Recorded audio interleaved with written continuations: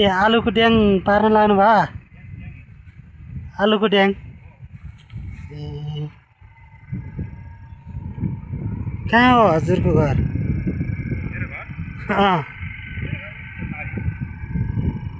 पारी भनेपछि रिस्टेटार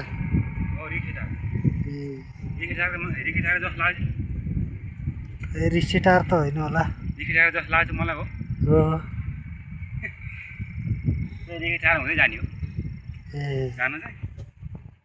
आलुको ड्याङ उठाउन मेला आउनु भयो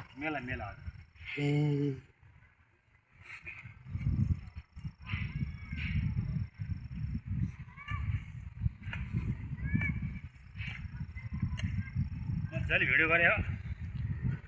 तपाईँको मैले भिडियो गर्दैछु कि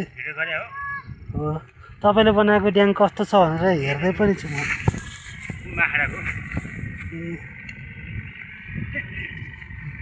अब भाइरल हुनुभयो तपाईँ ल नुवाकोट बेलकुटबाडी नगरपालिका वडा नम्बर 2 कुमारीका किसानहरू आलु लाउन चाहिँ व्यस्त रहेका छन् है गाइस ट्याक्कै आलुको ड्याङ हो पहिले सुरु खेत यसरी जोतिन्छ धुलो माटो पारिन्छ अहिले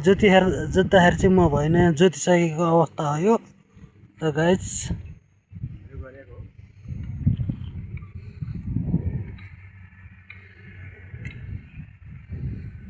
उहाँले त टक्क ड्याङ पार्नको लागि तयारी अवस्थामा हुनुहुन्छ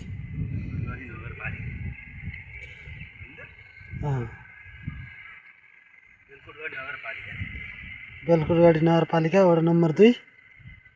कुमारी फाट भनौँ कुमारी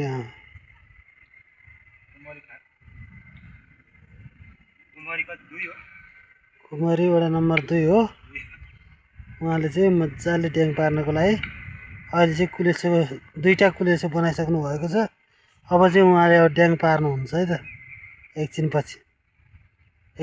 होइन पारिसक्न लाग्नु होला पार्दै हुनुहुन्छ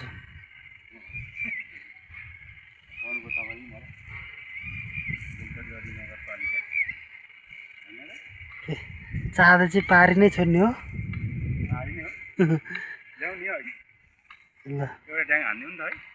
1-2टा ड्याङ हान्नु त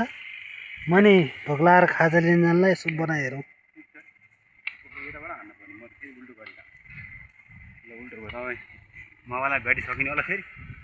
ए चार्ज टन्नै छ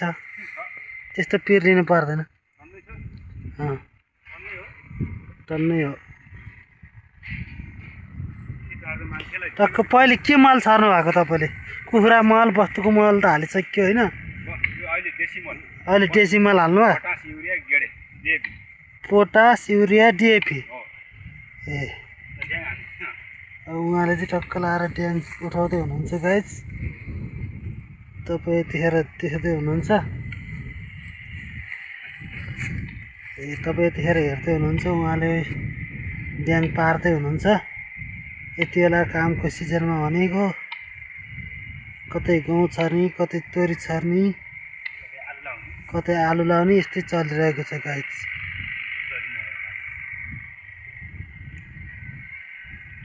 कतै त आलु खन्ने बेला र नि बेच्ने बेला नै भइसकेको छ